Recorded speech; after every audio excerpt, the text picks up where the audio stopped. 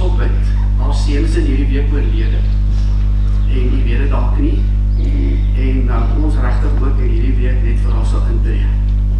Jy weet, daar's twee dinge wat soos jy wanneer jy iemand verloor soos 'n kind, of jy verloor jou lewensmaat.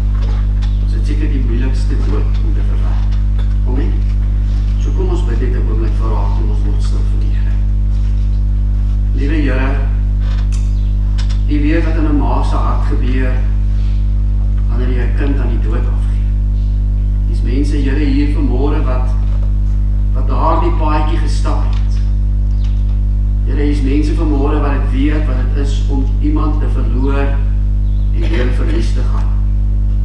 Daarom dra ons haar in die op vandag en ons word as gemeente vir 'n oomblik net stil om so vir haar te kom optel, vashou en dat sy sal weet dat sy is nie alleen in hierdie oomblikke van hartseer nie. Here, mag U ook, Here, in die begrafnis en die reëlings, mag U ook daar naby wees. En ons bid vanmôre, Here Jesus, U sê, in my sal jy vrede vind. Mag U vertroos en mag sy ook vrede vind in Jesus Christus. Ons bid dit in U naam. Amen. Monica, ons bid vir jou. Ons draai aan die Here op mense saam. Geliefdes, dit is vir my 'n voorreg om vanmôre weer by U te wees op hierdie Sondag. Ons het so 1 keer 'n maand probeer ons as die tyd so dit toelaat om so 'n besoekerssondag of so Sondag wat ons bietjie fokus op die opkondiging van die evangelie. Ek glo waarom dit so krities belangrik is dat ons maar gereeld die evangelie boodskap moet preek. Nou, u sal vir my sê, maar dominee, ek is al lank al gered. Maar geliefdes, in die kerk gaan daar altyd nuwe mense wees wat kom. Daar gaan altyd iemand wees wat dalk miskien jare in die kerk sit of in die gebou sit, maar nog nooit werklike ontmoeting met Jesus gehad het. En daarom het ons ook hierdie geleenthede wat ons die evangelie so verkondig. En my gebed is dat jy op 'n wonderlike manier so kan ervaar. En die wonderlike ding is met die verkondiging van die evangelie is daar altyd, jy weet, soos 'n goudmyn. Jy kan altyd nog myn en jy gaan nooit die einde van die goud vind nie. Ek wil vir sê, onthou julle daai mooi haleluja liedjie, man. Bring my die ou tye. Die boodskap van Gods heil, van Jesus sondaars liefde, die liefde ook vir my. Mag ons nooit vergeet die ou tye. En mag die Here vanmôre dan ook daai boodskap so in ons harte kom seën. Broers en susters, ons wil hier vra om die woord saam met ons oop te maak in Lukas 19. En ons gaan daarvan net so van vers 29 tot 44 saam lees. Soos jy ook weet, is ons nou in Lydensweek. Dis vanmôre Palm Sondag. Die dag wat Jesus dan ook so daar die jong donkie daar in Jerusalem ingery gekom het, daar van die Olyfberg af, deur die Kidronvallei, daar in die oostelike poortdeur, en hoe die skare dan ook so daar saam met hom, wat op pad was van oor die land, want die Joodse Pasga, die Joodse Paasfees was op hande, en duisende mense het gegaan om daar in Jerusalem te gaan voorberei vir die Pasga.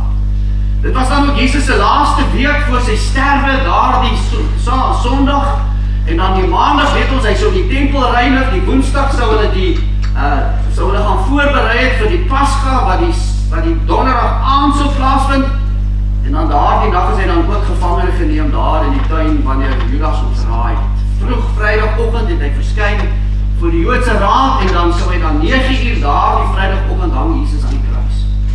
Geliefdes, Holy Week, die heiligste week in die Christelike kalender. En wat maak dit so heilig? Want God kom om vir ons as sondaar mense 'n geleentheid te gee om hom te vind.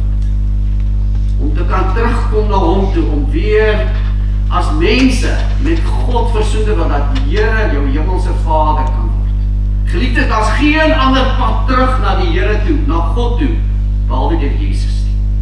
En ek wil vandag vir u sê, kom ons onthou, dis nie jou kerk wat jou red nie, dis nie jou kerk lidmaatskap nie, dis nie die feit dat jy die kerk groot geword het nie, dis die feit dat Jesus vir jou gesterf het. Kom ons lees saam Lukas 19 vers 29. En toe hy by Bethfage in Betanië kom, teen die berg wat die Olyfberg genoem word, stuur hy 2 van sy disippels weg en sê, gaan na die dorpie reg voor julle in, en as julle daar inkom, sal sal julle 'n jong donkie vind wat vasgemaak is, waar nog nooit 'n mens gesit het nie. Maak hom los en bring hom hier.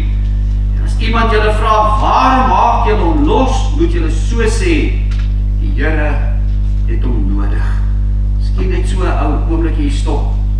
Dit vir my altyd dink ek aan die donkie wat losgemaak moes word, want die Here het hom nodig. Dan sê ek, Here, ons is maar almal daai donkies. U moet ons losmaak, want U het ons nodig. Die Here het hom nodig. Toe gaan die wat gestuur is weg en vind dit net soos hy aan hulle gesê het. En toe hulle die donkie losmaak, sê die eienaar vir hulle, waarom maak julle die donkie los? En hulle antwoord, die Here het hom nodig. Toe bring hulle hom na Jesus toe en hulle gooi hulle klere op die donkie en laat Jesus daarop sit. En terwyl hulle verder gaan, het hulle hulle klere op die pad oopgegooi. En toe hy al naby die afdraande van die Olyfberg kom, het die hele menigte van disippels begin om God met blydskap en met 'n groot stem te loof oor al die kragtige dade wat hulle gesien het. Miskien net so stop hierso, dit was net 'n week voor hierdie gebeurtenis wat Jesus Lazarus uit die dood uit opgewek het, daar in Betanië. So oor die groot werke van God. Hulle het gesien wat Jesus doen. En hulle het gesê, geseënd is die koning wat kom in die naam van die Here, vrede in die hemel en heerlikheid in die hoogste. En sommige van die fariseërs en die skare sê vir hom, meester, bestraf die disippels. En hy antwoord en sê vir hulle, ek sê vir julle, as hulle stil bly, sal die klippe uitroep. En toe hy nader kom en die stad sien, het hy daaroor geween en gesê, as jy tog op hierdie dag ook verstaan het, ja, jy, wat tot jou vrede dien, maar nou is dit vir jou oë bedek. Want daar sal dae oor jou kom, dat jou vyande 'n wal om jou sal opwerp, en jou sal omsingel, en jou van al die kant in die nou sal dryf, en hulle sal jou met jou kinders in jou en binne in die grond verpletter, en hulle sal in jou nie een klip op die ander laat nie, omdat jy die tyd waarin daar na jou omgesien is, of wat God jou besoek het, jy dit nie raak gesien het, of jy dit nie geken het nie. Hier is die so in die geliefdes, ons wil vanmôre met u praat oor hierdie belangrike tema, as jy maar geweet het. As jy maar geweet het. Soos u weet, geliefdes, is ons vanmôre Palmsondag, daardie Sondag wat Jesus dan in Jerusalem ingery gekom het, in die vervulling van daardie profesie van Sagaria 9 vers 9. En vanmôre wil ons so 'n bietjie met u kom praat oor hierdie gedeelte, en gaan ons vanmôre sien dat as ons na hierdie gedeelte gaan kyk, daar vir ons 'n kosbare en 'n ernstige boodskap is. Ons moet verstaan dat Palmsondag was die 10de van Nisan, dit was daardie week net voor Jesus se kruisiging, en soos ek reeds gesê het, het almal reg oor die land opgekom vir die Joodse Paasfees. Maar hier is 'n belangrike ding wat baie mense nie mislees as ons teruggaan na Eksodus 12 vers 3, dat daardie Sondag was ook die Sondag wat die lammetjie gekies is. Nou in Engels sal ons sê Lamb Selection Day, die dag wat die lammetjie gekies is, wat uiteindelik daar op die Pasga of aan die Joodse Paasfees geoffer sou word, as daardie nag toe die volk uit Egipte getrek het, moes hulle daardie lammetjie slag, en die bloed moes aan die kusyn gesit word, sodat die engel van die dood oor sou gaan, toe die Passover daardie nag, en daardie dag is die lammetjie gekies. En hier is 'n interessante opmerking. Dis dan op daardie Sondag wat Jesus tydens die lam wat gekies gaan word, in Jerusalem binnekom. En ons vind hier 'n pragtige beeld wat Jesus vir daardie mense wat sy dag wil kom gesê het. Die lammetjie wat geslag gaan word. Dis hy wat vanmôre daar in Jerusalem ingery gaan kom op hierdie donkie. Die lam wat geslag word vir die sondes van die wêreld. Broer en suster, ons lewe in 'n wêreld net soos in daardie tyd wat mense dikwels, ek wil amper sê, hulle soek nie en vra nie vir 'n lam nie. Hy word die lam wat geslag word en sy bloed wat gegee gaan word vir die sonde van die wêreld. Wanneer hy daar in Jerusalem ingekom word op daardie spesifieke Sondag, sê hy vir die volk, sê hy vir die skare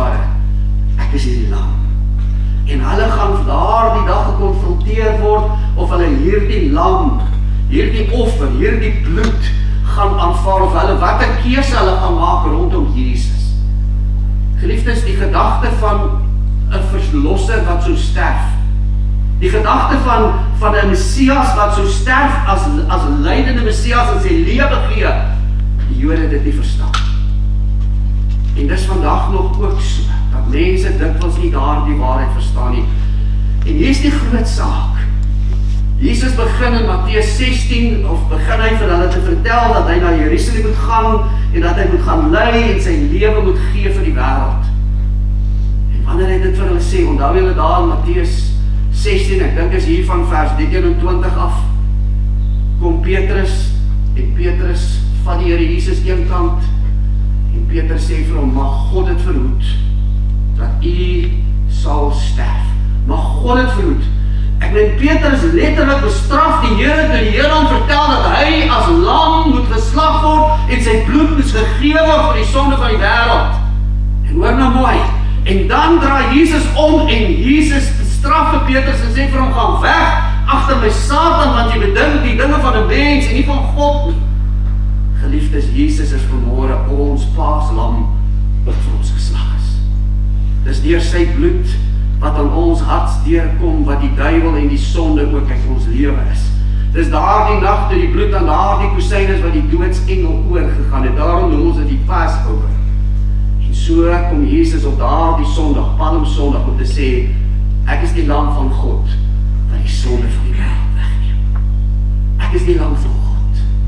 En weet julle wat so aangrypend is die Openbaring gaan lees, in Openbaring hoofstuk 5, onthou julle toe Johannes daar in die hemel ingeruk is en God sit op die troon, en daar die boekrol in die hand van die Vader, en toe word daar niemand gevind om daar die boekrol te neem, en Johannes begin ween, en dan sê die ou nog, moenie ween nie, want hy wat geslag is, en dan kom en hy sê, die een wat kom uit die stam van Juda, die leeu van Juda is waardig. En hier is nou met die aangrypende, toe Johannes omdraai, luister mooi, toe sien hy nie 'n leeu nie, toe hy omdraai, toe sien hy die lam. Geliefdes, ons moet verstaan, die offer vir sonde.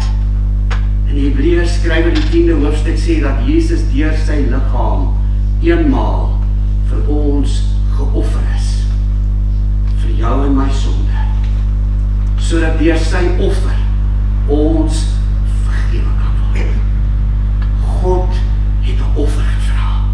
En wanneer Jesus op daardie Palmsondag Jerusalem binnekom, dan sê hy, ek is die offer vir die sonde van die wêreld. En weet julle wat hier is aangrypend? Iemand het eendag gesê, as jy hierdie offer wat Jesus Christus gebring het deur sy bloed te gee, as jy daardie offer verwerp, hoor nou mooi, bly daar geen offer vir jou sonde. Niks anders kan u en my van ons sonde bevry nie. En daarom moet ons vanmôre opnuut sê, hy is die lam van God, wat die sonde van die wêreld wegneem, wanneer Johannes ons sien daar, in Johannes 1 vers 29 en 1 vers 36 sê, daar is die lam van God. En geliefdes, ons moet verstaan, wat is hierdie betekenis, die metaforiese betekenis, hy verwys terug daar na die Ou Testament. Die een wat sy bloed gee, die een wat sy lewe gee, hy het sy lewe vir jou gegee. En weet jy wat vra hy vanmôre? Gee jou lewe vir my. Dis die mooiste metafoor as jy daarom dink, as ons oor die huwelik praat. Die huwelik is 'n verbond. Twee mense kom staan vir die kansel en hulle ruil lewens. Wanneer mens vir die kansel staan en sê, ek gee my lewe vir jou. Ek gee my lewe vir jou. En dan sê jy, ek gee my lewe vir jou. You are mine, I am yours, and you are mine. Geliefdes, ons moet verstaan, wanneer Jesus sy lewe vir ons gee, as die offerlam. Kinders, vra hy, dat jy jou lewe vir hom gee, maar hier is die ding, hy moes sterf om die lam van God te wees. Die bloed moes vloei, die mes moes die keel afsny, daar die bloed moes aan die deurkusyn gesmeer word. Jesus se bloed daar die kruis gevloei. En hier al die teksies in die Bybel gelees, dat ons nou deur sy bloed met God versoen is. Dat ons vrygekoop is nie deur silwer of goud, deur kosbare dinge nie, maar deur die kosbare bloed van Here Jesus. Het ons weer besef wat dit gekos, geliefdes, die hemel is verniet en genade is verniet, maar hoor nou mooi, maar is nie goed oop nie. Ons maak genade baie keer goed oop. Dit het gekos dat hy sy bloed moes gee en as 'n lam geoffer moes word. So daar die Sondag was dit lam, die lammetjie is gekies en dis juist daar die Sondag wat Jesus Jerusalem binnekom. En nou is dit belangrik in die tweede plek om te besef, wanneer Jesus nou daar in Jerusalem inkom, wanneer hy daar van die Olyfberg afkom en hy so net voordat hy so in Jerusalem inkom. En onthou, hy vervul die profesie van Jesaja, van Sagaria 9 vers 9, dat hy is jou koning, kom na jou toe, hy ry op 'n jong donkie, hy is nederig en sagmoedig van hart. Hy vervul 'n messiaanse profesie. En hy kom wys aan Israel dat hy hulle Messias is. En hier is die aangrypende ding, wanneer hy daar afgery kom, want onthou, Israel het nog altyd, toe Dawid die koningskap van Israel toe dit opgehou het hulle na 'n koning gesoek, een wat sou kom regeer, en wat vir Israel sou kom lei, 'n Messias. En Jesus kom vir Israel sê, ek is julle Messias. En wanneer hy dan daar afgery kom met die Olyfberg, en daar, net voor hy die Kidronvallei gaan, het Jesus skielik tot stilstand gekom. En hier is die tweede punt. Hy kom nie net om vir ons te sê, hy is die lam van God, wat die sonde van die wêreld wegneem, maar die tweede plek kom hy, en ons sien, hoe hy bitterlik ween oor Jerusalem. En hier is 'n groot waarheid wat ons vanmôre moet raak sien.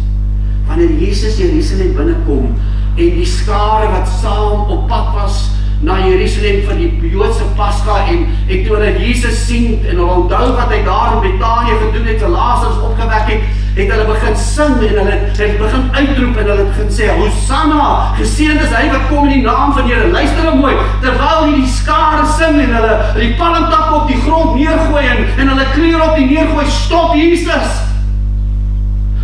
Dink vir 'n oomblik. En hy begin bitterlik te huil. Daar's twee plekke in die Bybel wat ons lees dat Jesus geween het. Net twee plekke. Die een plek vind ons in Johannes 11, ek dink is vers 29. Sê, toe Jesus daar kom, toe Lazarus gesterf het, en hy sien hulle hartseer, sê die Bybel, en Jesus het geween, die kortste vers in die Bybel. Maar die Griekse woordjie wat daar gebruik word, is om saggies te huil. Soos om saggies by jouself te huil. Jy hoor het nie. You weep, maar is saggies. Maar wanneer ons hier in Lukas 19 lees, vers 43, toe Jesus daar afkom en hy sien Jerusalem vir hom lê, dink nou vir jouself, die skare sing Hosanna, hulle gooi hulle takke, daar's feeslikheid. Sê die Bybel, traan het sy oë gevul en hy bitterlik begin huil. En hier is maar aangrypend, hoekom hy ry. En dan sê hy hier die woorde, geliefdes, dan sê hy hier die woorde vir hulle, in vers 43, hy sê, in vers 42, en hy het gesê, as jy toch op hierdie dag ook verstaan het, ja jy, wat tot jou vrede dien, maar nou is dit vir jou bedek. Het jy nou kom met Jesus gehuil? Want mense het nie verstaan wie hy was nie. Mense het nie verstaan hoekom hy gekom het nie. Jy sien, ons moet verstaan in die Joodse wêreld, in die Joodse geloof, in die Joodse begrip van die Messias, het hulle nie 'n lydende Messias verwag nie. Wat hulle verwag het, was die een wat op 'n perd sou kom, die een wat hulle sou kom verlos het van hulle aardse onderdrukking en hulle aardse stand. Luister geliefdes, hulle het na 'n militêre koning gesoek. Hulle het na een gesoek wat so gekom het om hulle vyand te vertrap. Hulle het na een gekom wat gesoek het wat met 'n swaard sou kom. En die Romeinse juk gaan hulle sou afgooi. Hulle het na 'n politieke leier gesoek, na 'n politieke figuur, na 'n politieke koning.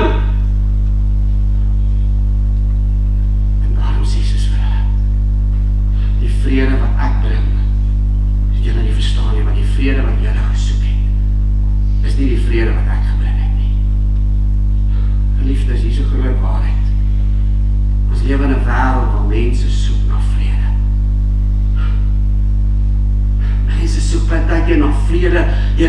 jy al gepluk versoen, partykeer is daar hierdie goed wat ons spook by ons. Ja, goed dat jy in die nag wakker hou, daai nagmerries. Ons lewe in 'n wêreld, geliefdes, waar mense soek na aardse vrede. Wanneer die een nasie teen die ander opstaan en die een koninkryk en die ander koninkryk en mense soek na 'n politieke figuur, selfs in die Afrikaners soek na 'n leier wat ons kan verlos en bevry van die ongeregtigheid van die land en ons politiek. Hier in die 80 en 90 jare was, toe Suid-Afrika nog in die ou apartheidbedeling was daar so 'n teologie, hulle het die bevrydingsteologie op die Black Theology. Desmond Tutu en Ellen Boesak, onthou julle. En hulle het hierdie teologie ontwikkel van 'n Messias wat sou kom met 'n AK-47 om die swart mense te verlos van die verdrukking in die apartheidjare. Geliefdes, die wêreld het nog altyd na die verkeerde vrede gesoek. Mense het gesoek na hierdie siviele, die een wat burgerlike geregtigheid bring. Die een wat my kon verlos, Dominee, van hierdie man wat my so onderdruk. Waar is die vrouens? Dominee, kan jy met my verlos van my man?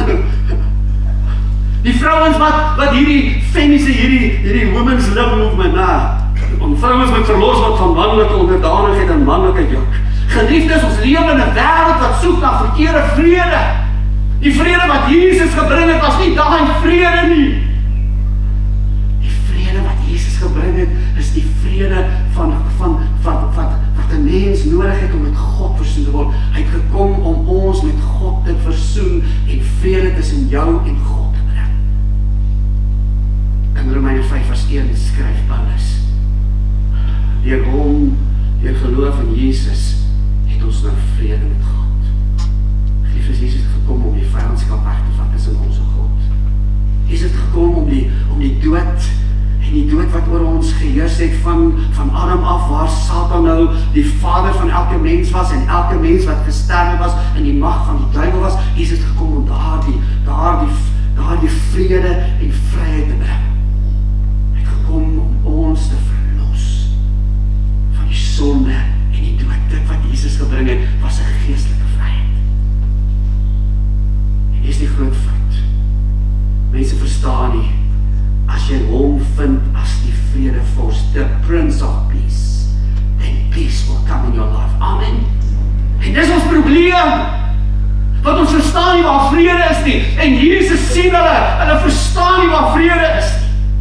Want ons moet hierdie waarheid verstaan. As jy na die Ou Testament gaan kyk, moet jy verstaan die gedagte van 'n lydende Messias was, jy sal nêrens in die Ou Testament lees dat die Messias gaan ly. Jy lees dit. Ja, die suffering servant of the Lord. Maar daar staan nie in Jesaja 53 die lydende Messias nie. En wanneer jy die Messias moet ons verstaan, het was deur die Ou Testament gefragmenteer. Dit was op verskillende stukkies en plekke wat by mekaar gebring moes word, sodat jy kan verstaan dat hierdie Messias, hierdie koning wat sou kom, die lydende diensknegt van die Here is. Geliefdes, hulle het dit nie verstaan. Die disippels het dit nie verstaan nie, wanneer Jesus vir Petrus vertel, hy moet doodgaan, dan bestraf Petrus hom. Wat se doodgaan stories is hierdie, Here? U kom as koning. En hier is interessant dat in die woordjie Hosanna, het sy oorspronklike betekenis in die Ou Testament gehad, beteken bevry ons. Bevry ons. Maar wanneer hulle uitroep Hosanna, bevry ons, wat vra hulle? Nie bevry my Here want ek is vol sonde nie. Nie Here bevry my want my lewe is gemors nie. Nie Here maak my lewe nie. Nee, bevry my Here van hierdie onderdrukkers. Bevry ons Here, kom word koning, kom in die swaard. En broer en suster, vandag nog soek mense hierdie tipe vryheid. Wat vir my aangrypend is, Jesus sê vir ons daar in Johannes 16, in hierdie wêreld sal julle verdrukking hê, maar in my sal julle vrede hê. In my. Dis wanneer jy jou hart vir Jesus gee, wanneer jy jou lewe surrender aan Christus, wanneer jy waarlik tot redding aan kom en nie gebore word uit die gees van die Here, dan kom God nie net om vrede met God te bring, om tussen jou en die Vader vrede te bring, maar luister maar, hy kom bevry jou van elke duiwel en demoon en elke donker nag wat jou jaag. Hy kom maak jou vry. Hy vat jou sonde weg. die kettinge van verslawings en binding. Geliefdes, wat die slegste ding is, dat mense vandag wat kinders van die Here is, sit in kettinge. Jesus het gekom om die kettinge te breek. Wat bind jou? Wat hou jou vas? Wat is daardie ding wat jy, ek kan nie net loskom nie, Here. Hy is die prins van vrede. Hy het gekom om jou los te maak. Hy het gekom om jou te vry, want luister mooi, die vrede was in hom. En hulle het nie verstaan. Verstaan julle hoekom hy huil? En weet jy, hier is my so aangrypende waarheid. Ons dink baie keer dat die Here half lekker kry as mense hel toe gaan. Ons dink baie keer, ja Here, hierdie klomp mense verdien nie hel. Weet jy wat vir my aangrypend is? Jesus huil bitterlik soos 'n kind, omdat hulle nie verstaan. Ek vra altyd, hoe huil Jesus vir jou? Saggies, omdat jy iemand verloor het en jou hart gebreek is, of bitterlik, omdat jy nie verstaan. En dit het my hart gegryp, dat Jesus wys sy totale mensheid, in sy mens, ons het altyd praat van liewe Jesus, liefdevolle Jesus. En hoe kan ons nie anders as sy liefdevolle Jesus nie? Jesus is nie kwaad vir die sondaars nie. Ja, hy gaan hulle straf, hy gaan hulle help bestuur. Maar hy is nie kwaad vir hulle. Hy huil oor hulle. Wanneer laas het ek en jy oor 'n sondaar mens gehuil? Iemand wat op pad help is. Want Jesus sê, hoor nou mooi, as jy maar vandag geweet, ja jy, wat vir jou die vrede bring, maar nou is dit vir jou oë bedek. Weet jy hoekom hy Jesus? Want hy is geestelik blind. Hy is spiritually blind. Elke dag in my lewe, wanneer ek met mense te doen kry, en evangelie met mense deel, ek doen dit gereeld, soveel ek kan, so baie ek kan, of het in 'n shopping mall is, weet jy wat so die mees aangrypendste is? Dat ek sien hoe blind my wêreld is en nie verstaan waar die vrede en die verlossing lê nie. Geliefdes, ons lewe in 'n wêreld wat geestelik verblind is. Jesus het gekom om die geestelike toestand van die mens aan te spreek. Hy sê die dokter kom nie vir die gesonde nie, maar vir die sieke. Die mens is spiritually, geestelik siek, en daarom is die drama in jou huis, daarom is die moeilikheid in jou lewe. Wanneer Jesus kom is om mense geestelik hulle verblinde oë oop te maak, sodat hulle kan sien. Dit is vir my so aangrypend. Ek wil jy moet vir 'n oomblik aan dink. Ons lewe waar mense is blind, selfs baie keer in die kerk. Ek sal nooit vergeet nie hoe blind ek was nie. Het jy al ooit daai mooi lied, almal ken Amazing Grace, né? Daai mooi lied Amazing Grace, how sweet the sound that saved a wretch like me. I once was lost, but now I'm found. I once was blind, and now I see. Ek was 'n jong laaitjie in 'n huis waar ek vir die kinders met 'n dronk pa gevlug na my chommies toe, gaan suip en gaan jol, met meisies rondgeslaap, drugs gebruik. Want ek was so blind. Ek het nie 'n klou gehad. En daardie Sondag, die 4de Maart, of daardie Sondag in Desember maand, ek kan nie die datum onthou in Desember, maar 1982, daardie Sondag, of 1981, sit ek in daardie diens, 'n vriend nooi my. Ek sal nooit vergeet, ek sit in daai diens en die dominee preek dalk soos ek gepreek het, lekker vele dog, wat's vir met die job? Ek sê, doofie. Maar as moet 'n bietjie vurig preek, anders sit jy in 'n slaap. Amen. En ek bedoel, hy preek, door die Wil Bakley, afkesdienst op Brakpan, die hele dag. Ek kan nie 'n woord onthou waar hy gepraat het nie. Maar elke keer wanneer hy die naam van Jesus sê, kry ek hoendervleis van my kop tot my tone. Ek voel dat iets raak my aan. Want presies tot daardie Sondag het ek geen benul gehad van my verlorenheid, van my sonde, en ek het ook nie geworry nie, want my sonde het my nie gepla.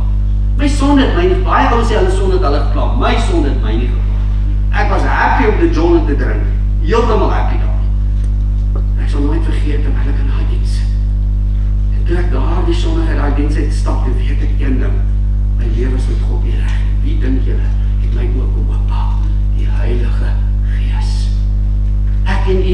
mense se oopgemaak. Wanneer Jesus daar in die gelykenis van Matteus 13, wanneer hy daar die mense van sy dag aanspreek, want daar wil hy die gelykenis wat hy vertel aan sy vir die Joodse volk. Jesaja het reg van julle gesê, julle het gehoor, maar nie gehoor nie. Julle het gesien, maar nie gesien nie. Want julle is doof en julle is wat? Blind. Dis die wêreld waarin ek leef. En soms is mense doof en blind in die kerk. En dan sê hy hierdie dinge. Maar hoe gelukkig is julle oë wat sien? Hoe gelukkig. Broers en susters, ek ag myself die mees gelukkigste mens op die planeet. Nie omdat Karim met my getrou het, nie, maar omdat ek Jesus my oom opgemaak het. Amen. Nou is wil nie dink jy lewensmaat is jou happieste ding. Dat Jesus jou oë opgemaak het, dat jy kan sien. Dat jy kan sien hoe verlore jy is. Dat jy kan sien hoe sonder God is jy, dat jy kan sien hoe geestelik dood jy is. En dis die wêreld se probleem. Hulle soek vrede op die verkeerde plek, omdat hulle geestelik blind is. En hoekom is mense geestelik blind? Want ons is in sonde gebore. Mense word soms blind in die kerk gehou deur die dwaalleringe wat in die kerk gepreek het. Daarom moet die evangelie suiwer gepreek word. En daarom moet die evangelie gepreek word. En is dit die hoor van die goeie nuus, die boodskap van Jesus, van die Heilige Gees werk. Geliefdes, ek bid vanmôre dat die Heilige Gees oor hierdie gebou sal sweef. Elke kind wat daar agter sit, elke jong mens, moenie aan 'n klomp nonsens dink daarby doen, dat die Heilige Gees sal sweef vanmôre. En dat hy jou lewe sal kom aanraak. Want weet julle wat, ek kan dit nie doen nie. Ek kan nie. Dis net die Gees van die Here wat kan. En wanneer die Gees van die Here jou lewe kom aanraak, weet julle, het julle al die teks gelees in Handelinge 26 vers 18? Wat sê Paulus? God het my gestuur om die wat blind is, sig te gee. Hy het my gestuur om die wat blind is, sodat hulle kan sien, sodat hulle kan bekeer van die duisternis na die lig en van die Satan na God. Hy sê die Here het my gestuur, sodat hulle oë oopgemaak kan word. En ek wil julle vra, kan julle sien vanmôre? Ek bedoel, kan julle sien? Kan julle sien? Want is God wat mense se oë oopmaak. En Jesus, die trane rol oor sy wange, gebrokenheid hy. Want hulle kan dit nie sien nie. Hulle is blind. Dit was as ek met mense praat en ek deel met hulle die evangelie. Veral mense wat in die kerk groot geword het en soms van hierdie kerk, hulle dink ons hulle saligheid en hulle kerk, toen ek het in hierdie kerk groot geword. Daar is een spreekwoord wat was extra eklesia universalis, buite die kerk is daar geen saligheid nie. Geliefdes, buite Jesus is daar geen saligheid nie. Ek is gedoop, dominee, ek is voorgestel as 'n lidmaat, ek het belydenis van geloof afgelê, dominee, ek word my hele lewe lank in die kerk. Maar jy het nog nooit by Jesus uitgekom. Broer en suster, weet jy wat, dis die goed wat mense geestelik blind maak. Ongeloof en verharde harte. Ek wil stop Here aan mense se hartsteure. Maar mense sien dit nie raak nie. En dis die sad ding waarom hy Jesus hart verskeur het. En hy sê dit. Hy sê, want toe ek, as jy toch hierdie dag ook verstaan het, ja, jy, wat tot jou vrede dien. Maar nou is dit vir jou noodwendig. Ek wil jy ons moet vanmôre verstaan, Jesus, hy het bitterlik in 'n wêreld wat vanmôre in geestelike donkerte sit. Hulle is verlore sonder God en hoop, selfs in die kerk. Ek preek gewoonlik hier, ek het al hierdie boodskap gepreek, verlore in die skaduwee van kerkdwelms. Hulle sit in die kerk verlore. Hulle is in die wêreld verlore, hulle is in die pub verlore, hulle is in die golfbaan verlore. Broer en suster, ek was hierdie laaste tyd by 'n paar troues. Sien jy daai mense kan syp? En hulle dans en hulle jol, maar o genade, dan sê Here Jesus. So verlore. Dan besef ek dat Here, hoe sal ons die wêreld bereik? Hoe sal ons hulle wen? As jy nie hulle oë oopmaak nie. Ek dink as daar een gebed is wat die kerk moet bid, is Here, maak die oë oop van mense wat verlore is.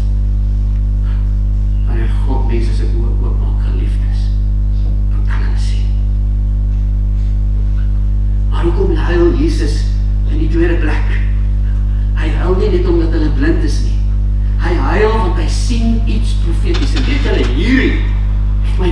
bevestig met wie het ons hier te doen. Jesus het in 33 na Christus gesterf.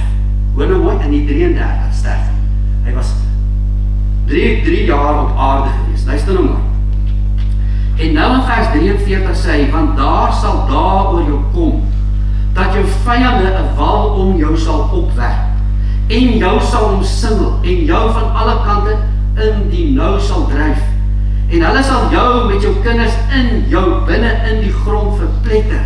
En hulle sal in jou nie een klip op die ander laat. Omdat jy die tyd wat God jou besoek het, God jou omgesien het, omdat jy nie aangegee het nie. En hier is aangrypende waarheid, luister mooi. In die jaar 70 na Christus, eindelijk van 66 tot 73 Christus, kom Titus, die Romeinse keizer, en hy beleer Jerusalem. Julle geweet die woordjie Jerusalem beteken huis van vrede. Die woordjie Salem beteken vrede. Luister mooi, maar daar was geen vrede daar. En dan gaan Titus kom en hy gaan Jerusalem beleer en hy gaan daar die stad tot die grond afbrand. Nie een klip op die ander klip nie. Kindertjies, hy daar die stadium het hy die stad het hy letterlik geseël. Niemand kom in en niemand kom uit nie. Mense het begin sterf van die honger en ouers en van die mense het begin om mekaar letterlik begin eet. Mense eet.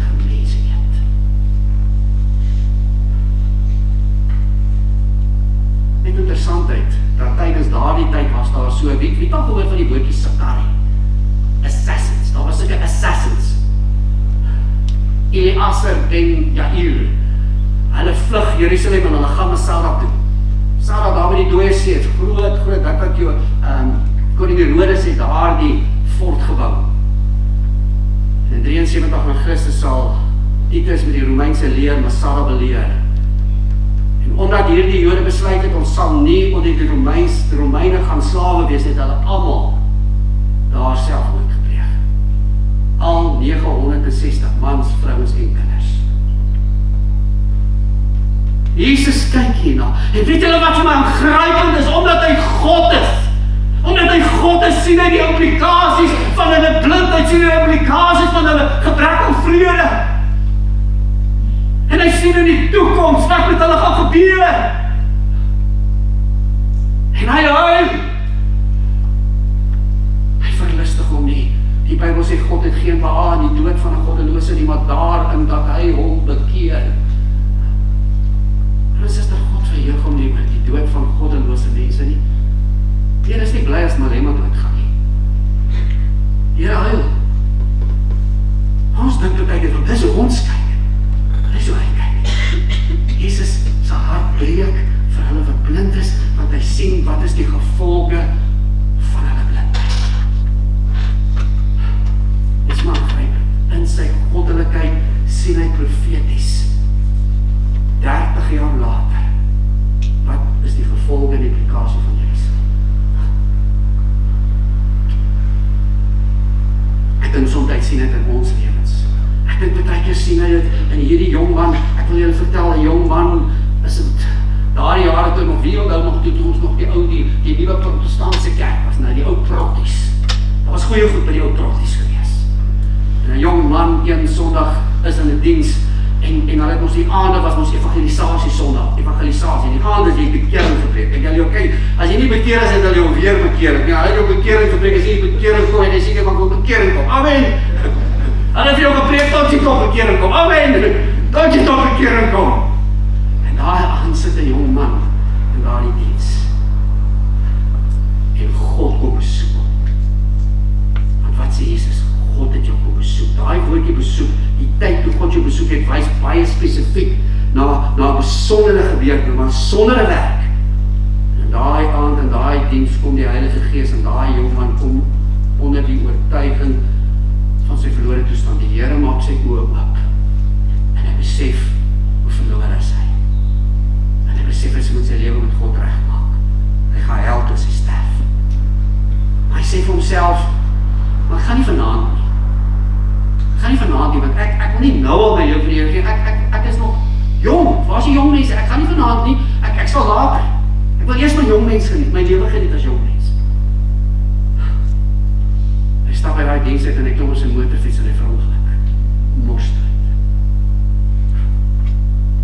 En suster, God sien wat gebeur wanneer ons die tyd wat hy ons kom besoek, ons nie bekeer nie. God sien wat gebeur, weet julle wat, kan julle imagine? Nie dat ek nie met my vrou getrou het nie, maar dat ek nie by Jesus uitgekom het nie, kan julle imagine? Ek sê altyd, Jesus het my siel gered, het my lewe gered. Ek kan nie indink wat van my lewe so geword het, as ek daai dag nie by die Here uitgekom het. Ek wil amper sê, ek is te bang met hy imagine. Nou, ek was nie een van julle goeie sondag wat in die kerk gesit het nie. Weet, elke sondag hier, maar steeds op aan die helft nie. Ek was daar buiten in die kroeg op aan die helft. En ek was 16 jaar oud. Geliefdes, Jesus sien in die toekoms uit. Want hy is die God wat ons alwetend is. En weet jy wat, hy het gesien, die dag as jy jou soe vir die Here gee, hy het gesien wat verwag jou. Maar hy sien ook wat gebeur as jy dit nie doen. Amen. Doe dit nou nie. En Jesus sê vir jou, weet jy wat gaan gebeur? Die einde van alles is, jy gaan vir ewig sonder God en hoop en 'n ewig afkruiselike, verskriklike, verlore toestand in die hel wees sonder Jesus. Maar suster, hy sien alles. Ek wil afsluit. As ons Palm Sondag preek, dan dink ons altyd is Hosanna. 'n feestelike geseënd is hy wat kom in die naam van die Here. Daardie Hosanna beteken letterlik bevry ons. Die palmtakke was 'n simbool van die hier in die middel, in die intertestamentêre tydperk was dat die Makkabeërs. Dit was een van hulle simbole. Wat het hulle gevra? Hy het gevra vir 'n aardse koning, vir 'n aardse bevryding. Dat God hulle moeilikheid sou wegvat.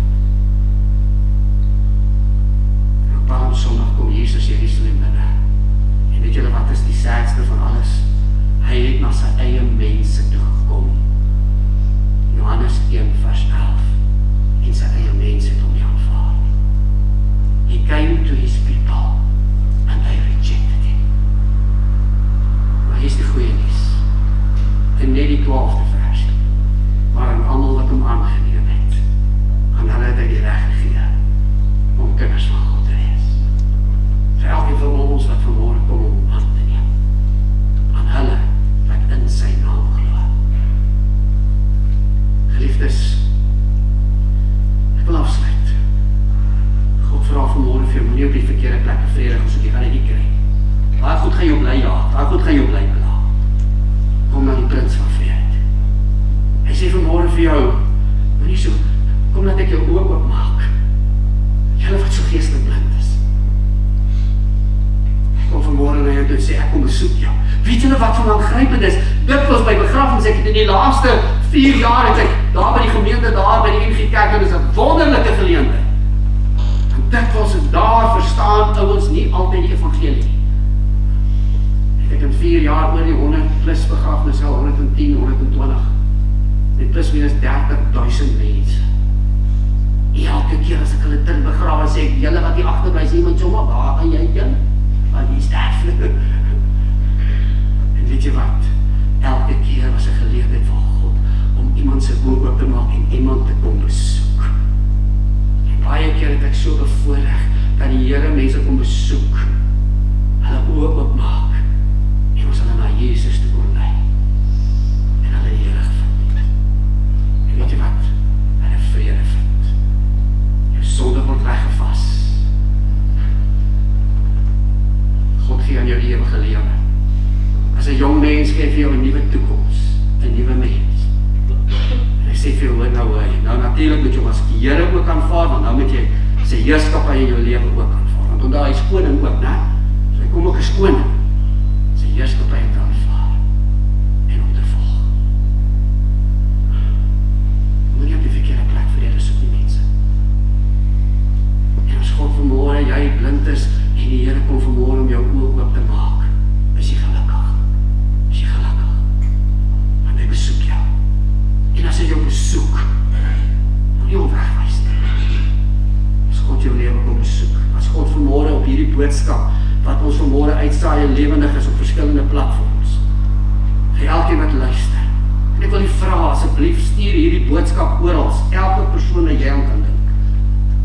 sê dalk Dominee, ek het nie vrymoedigheid om met 'n siel te praat nie, maar wragtig, dit is nie moeilik om 'n knoppie te druk om 'n boodskap iewers te stuur. Amen. So jy kan deelneem in evangelisasie. Kom ons stuur die boodskap in die wêreld in, om vir die wêreld te sê, Jesus gee vrede. Jesus maak oop. Hy kom besoek mense, want hy het gekom om te soek en te red wat verloor is. Amen. Kom ons bid saam.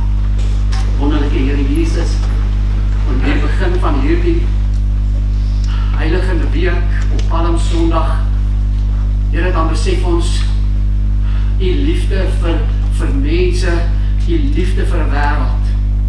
Here, wanneer U Jerusalem binnekom en U daar voordat U die stad binne gaan en U die skare sien en die stad sien, dan bars U uit in trane. U huil hartverskeurend oor die feit dat mense verlore is en blind is en vrede op die verkeerde plek soek. Die huil hartverskeurend omdat U na U eie mense toe gekom het en hulle het U nie aangeneem nie. Maar dankie Here, daar's blydskap in die hemel oor een sondaar wat hom bekeer meer as oor 99 wat reeds gevind is. Liewe Here Jesus, ek kom vanmôre bid, Vader, besoek U kerk, besoek U gemeente. Here, stuur U die woord uit na elke mens op aarde. Want Here Jesus, U het gekom om te soek elke verlore siel. En Here, as God iemand se oë oopmaak geestelik, want Here, mense is geestelik blind, mense is geestelik siek en mense is geestelik verlore. Here, ons probleem is geestelik. Ons het 'n geestelike probleem. Dan kom U, Here, om ons gesond te maak. Here, U kom om ons te red. Here, U kom om vir ons die ewige lewe te gee. U kom om ons vry te maak van die dood. Die Here kom neem ons weg van die ewige verdoemenis van die helse vlamme. Die Here Jesus, U kom om vir ons 'n nuwe lewe te gee. Daarom as iemand in Christus is hy 'n nuwe mens. U kom om vir ons lewe in oorvloed te gee. Nou vra jy dat ons U moet volg as Here van my lewe. En Here, dikwels voeter ons terug na die sonde toe. En dikwels keer ons terug na die verkeerde toe en die skade wat dit vir ons doen. Liewe Jesus, ek bid vanmôre open oë. Ek dink aan daardie mooi, ek wil weer net dink aan Amazing Grace, wat sê, hoe sweet the sound that saved a wretch like me. Wanneer John Newton daai liedjie skryf, I once was lost but now I'm found. I was blind but now I see. Dankie Jesus, dat U ons oë oopmaak. En hoe gelukkig is ons wie se oë oopgemaak is en ons U besoekinge raak gesien het en ons U ingenooi het. Al die lof en al die eer kom U toe.